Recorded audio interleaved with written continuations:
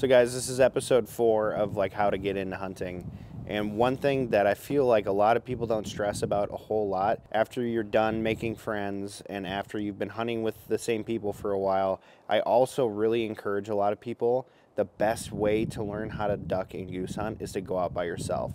So once you have enough gear and you bought all the stuff that we told you to buy in episode 3, like how to buy decoys cheap, how to buy camouflage cheap, once you've got all that stuff out of the way, go out with your own decoys and fail a lot.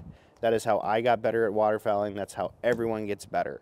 If you're just hunting with other people, you end up depending on them and you don't actually learn as much as you would as if you're hunting by yourself, because there's so many nuances when it comes to waterfowl that I would have never known unless I started hunting by myself, because I grew up hunting with my dad and all of his friends and they were incredibly good at waterfowl. So I just listened to what they had to say all the time and I didn't really think for myself.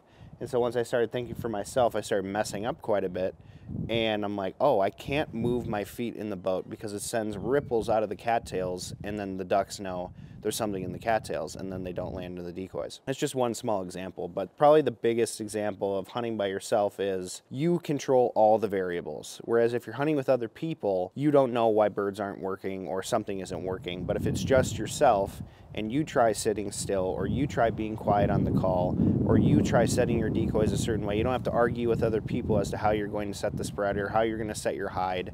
That is where I learned the most on how to become a better waterfowler, and I swear to God, it was just the ultimate catalyst. You're almost kind of intimidated by going out and hunting by yourself, whether it's a dangerous spot or you just want to kill more birds. But I really, really encourage you, just go out there, fail or succeed, and it's my favorite way to hunt, is by myself. There's also a lot of spots that I found in the area that I grew up hunting that it's hard to bring multiple people in there and be successful. And so one of my favorite ways to hunt, it's like the laziest way to hunt. You walk into a cattail slough or a marsh and you sit probably about like 10 feet back in the cattails and you shoot birds. You can't do that kind of a hunt if you're with 4 to 6 people, just because people are walking through the cattails to go get birds or set decoys, and then your hide is destroyed.